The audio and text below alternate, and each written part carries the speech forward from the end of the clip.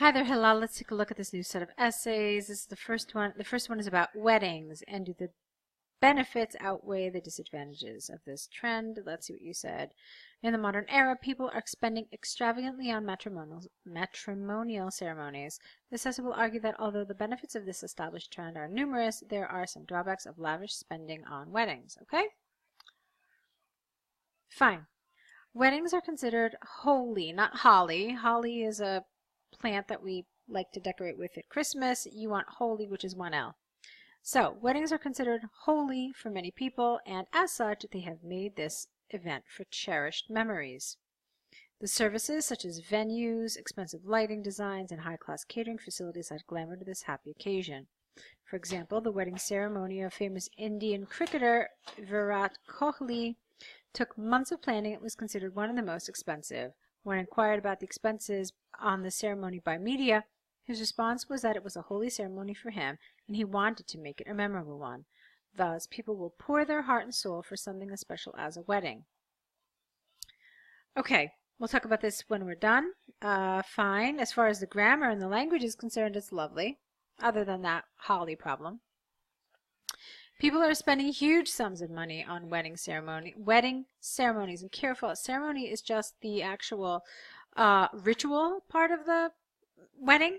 What people really typically spend a lot of money on is the actual reception, so it's the celebration that follows, so be careful here. Okay, as these events get coverage in the media and they get famous throughout the world in an instant with a T.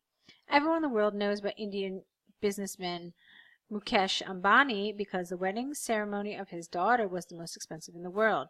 The whole family became a worldwide sensation in a matter of days. Hence, the reason for increased expenditures on weddings is that people want limelight and fame. Okay? Let's move on. There are some disadvantages of overspending on weddings, like people becoming indebted and losing their privacy. Even if a person can afford a huge ceremony, the privacy of the nuclear family is lost due to unnecessary fancy arrangements and seating. Seating? Okay. Furthermore, that doesn't really make sense to me. Furthermore, people do not, you need to write words fully out in IELTS. We never write contractions. Do not realize the long-term consequences of lavish spending, and as such, their financial planning suffers as a mighty blow. It's a nice expression.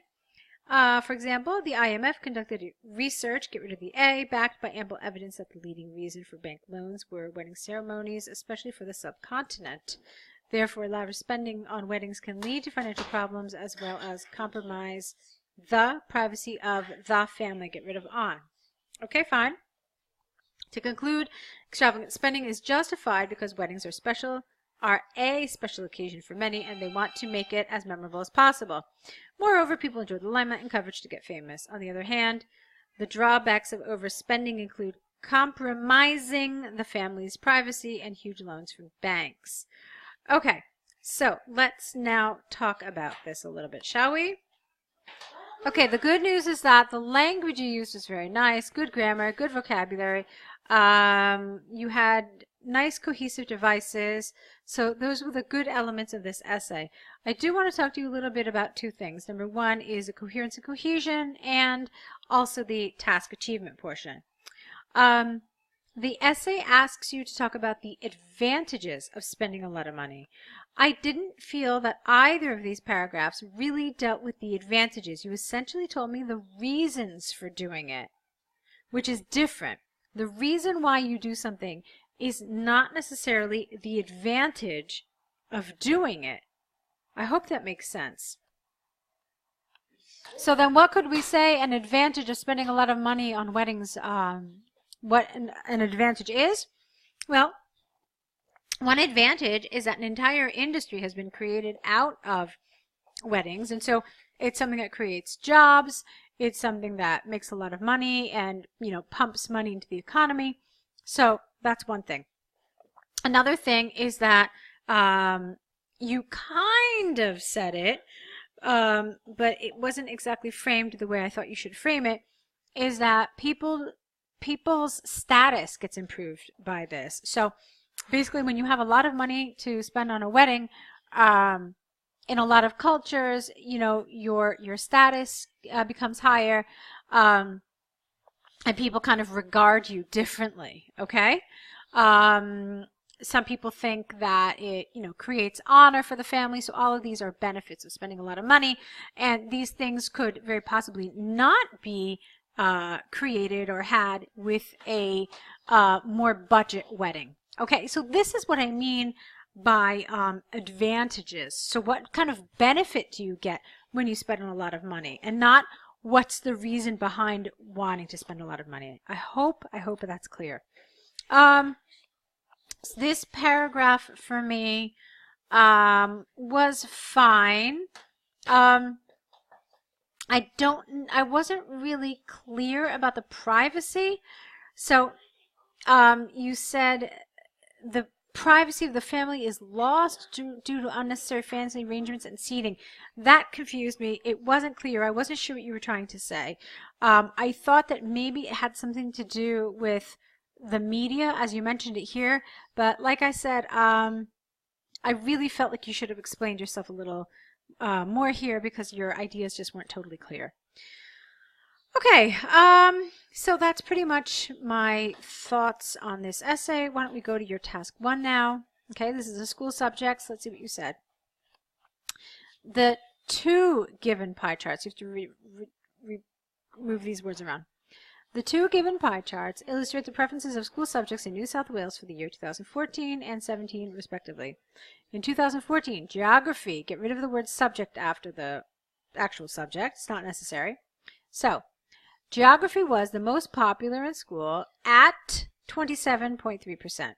This subject was only 0.5% higher in preference than maths. On the other hand, chemistry, IT, and history together contributed just below 4%.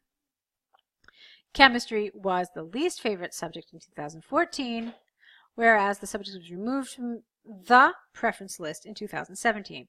Okay, so far you've mentioned 1, 2, 3, 4, 5 subjects. Okay, fine. In 2017, biology topped. No, I think you're missing a P here. It should be topped. Among 7 subjects listed at 24.1%. Get rid of this popular. It doesn't really work. This subject was followed by physics. Okay. Again, at, you could have said here if you wanted to, but this was fine too. Moreover, geography and maths decreased in popularity as compared to 2014, and they contributed 18.7 and 12.2% respectively. History gained considerable proportions in 2017 at 19.4 from merely 1.2 in 2014. Overall, the school's preferences changed in both years for all the subjects except chemistry, which was removed from the preference list in 2017. Okay, not the history, but history considerably increased in popularity, whereas geography declined in contribution in 2017. All right, I don't think you can necessarily say that chemistry didn't change at all. I mean, it was so low that it wasn't even included on the chart. So I don't know if that's necessarily accurate. Maybe just overall the school's preferences changed in both years for all subjects. And then you could say history increased in popularity, whereas geography declined in 2017. And then that's it. That would have been fine for me, okay? Okay. So, it's fine. There is some awkwardness in your expression. I did try to correct some of it as much as I could. There's a bigger problem here. You skipped some of the subjects. One subject that I absolutely noticed that you missed was PE. You didn't mention it at all. Now, all of these things here, now you might have noticed that the band descriptors talk about key features. So what are the key features? The key features in something like this are all of these categories, and of course their figures, okay? That you can't leave out the category, because it's as if I have a misrepresentation of what you're looking at. It's as if there are only 7 subjects here, okay, and only 6 subjects here, but that's actually false, because you had 8 subjects here and 7. So I'm missing an important piece of this information. I don't absolutely need every single figure for these subjects, but I do need to know what the subjects are, okay? So keep that in mind. There was some awkwardness with this, like being, you used being a couple of times and that was just awkward. And I think the rest of it was okay. Okay, so good job overall. There are some things that you need to correct here, obviously. There are some things you have to include on your error correction list. So go ahead, get those started. Start on your next set of essays as well. Let's see what you write for us the next time. So good luck. I'll be waiting to see your next set of essays.